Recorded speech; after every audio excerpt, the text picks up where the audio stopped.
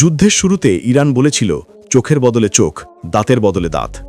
কিন্তু এখন ইরান বলছে শুধু বদলা নয়, অনেক বড় কিছুই তারা আমেরিকা ও ইসরায়েলের করবে। এবার ইরান নিতে যাচ্ছে এমন বদলা যা সৃষ্টি করবে মহাপ্রলয়। মিসাইল ঝড়ের আগেই ইসরায়েল ও আমেরিকা সংশ্লিষ্ট ইস্পাত কারখানা ও শিল্পস্থল থেকে বেসামরিক নাগরিকদের সরে যাওয়ার নির্দেশ দিয়েছে ইসলামী বিপ্লবী গার্ডের এরোস্পেস কমান্ডার সায়েদ মাজিদ মুসাফি। তিনি জানালেন, পরবর্তী হামলা হবে মারাত্মক ও ভয়ঙ্কর। ইয়েমেনের হুথি ইতোমধ্যে ক্ষেপণাস্ত্র নিক্ষেপ করেছে। যুদ্ধের আগুন ছড়িয়ে পড়েছে গোটা অঞ্চলে। নতুন করে শুরু হচ্ছে ইরানি তাণ্ডব। পারমাণবিক কেন্দ্র থেকে শিল্প অবকাঠামো সবই টার্গেটে রেখেছে ইরান।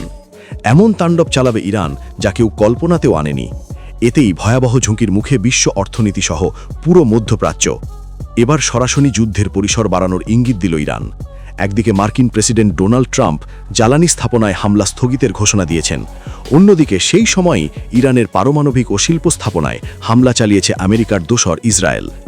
ইরানের পারমাণবিক শক্তি সংস্থা জানিয়েছে, খোন্দাব হেভি ওয়াটার স্থাপনা এবং আর্দাকান ইয়েলো কেক উৎপাদন কেন্দ্রে হামলা হলেও তেজস্ক্রিয় কোনো ক্ষতি হয়নি। তবে এই হামলাকে সরাসরি উস্কানি হিসেবে দেখছে তেহরান। দেশটির পররাষ্ট্রমন্ত্রী আব্বাস আরাকচি হুঁশিয়ারি দিয়ে বলেছেন, এই হামলার জন্য ইসরায়েলকে দিতে হবে চড়া মূল্য। তবে ইসলামিক রেভলিউশনারি গার্ড থেকে এসেছে সবচেয়ে বড় হুমকি।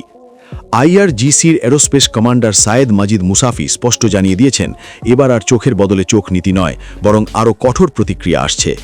সরাসরি আমেরিকা ও ইসরায়েল সংশ্লিষ্ট শিল্প প্রতিষ্ঠানের কর্মীদের এলাকা ছাড়ার নির্দেশ দিয়েছেন তিনি।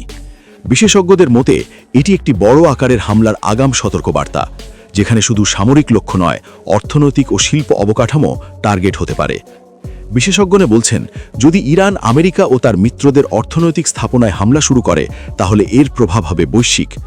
মধ্যপ্রাচ্যের গুরুত্বপূর্ণ নৌপথগুলো, বিশেষ করে বাবেল মানদেব এবং হরমুজ প্রণালী বড় ধরনের ঝুঁকির মুখে পড়বে।